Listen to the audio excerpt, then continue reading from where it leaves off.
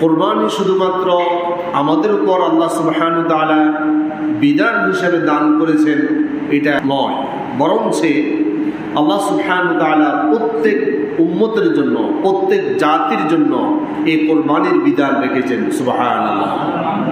আসুন আমরা আল্লাহর কোরআন থেকে শুনি।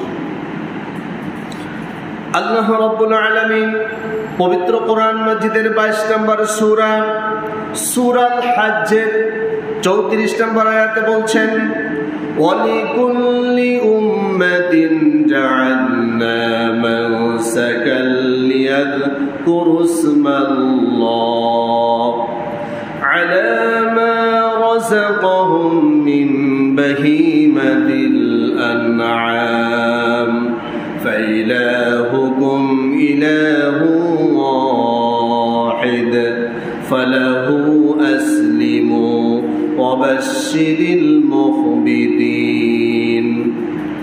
আল্লাহ রাব্বুল আলামিন বলছেন, ওয়ালিকুল্লি উম্মাতিন, আমি প্রত্যেকটা উম্মতের জন্য জাআলনা মানসাকান, কুরবানির বিধান প্রত্যেকের জন্য বিধিবদ্ধ করে দিয়েছি। অর্থাৎ আমি প্রত্যেকটা জাতির জন্য এই কোরবানির বিধান রেখেছি, লিয়াযকুরু ইসমাল্লাহ, যাতে করে তোমরা আল্লাহর নাম স্মরণ করতে পারো, আলা মা রাযাকাহুম মিন বাহীমাতিল আনআম, আমি রিজিক হিসাবে তোমাদেরকে যে সমস্ত চতুষ্পদ জন্তু দান করেছি, রিজিক হিসাবে প্রাপ্ত পশুগুলোর পর তোমরা যাতে করে আল্লাহর নাম উচ্চারণ করো, আল্লাহর নাম স্মরণ করতে পারো, এজন্য আমি প্রত্যেকটা জাতির জন্য এই কোরবানির বিধান দিয়েছি।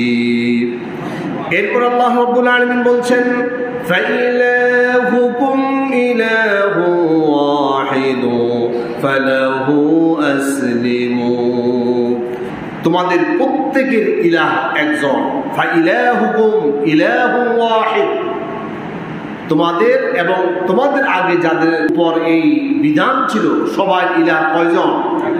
একজন। এই এক ইলাহের নাম স্মরণ করতে হবে। কোন একটা হালাল পশু আপনি জবাই করে খাবেন, এটা ততক্ষণ পর্যন্ত হালাল হবে না যতক্ষণ পর্যন্ত আল্লাহর নাম নিয়ে জবাই করা হবে না। আল্লাহর নাম নিয়ে জবাই করার পর হালাল পশু হালাল হবে। আল্লাহর নাম নিয়ে যদি জবাই করা না হয় তাহলে হালাল পশুটা হারামে পরিণত হয়ে যাবে।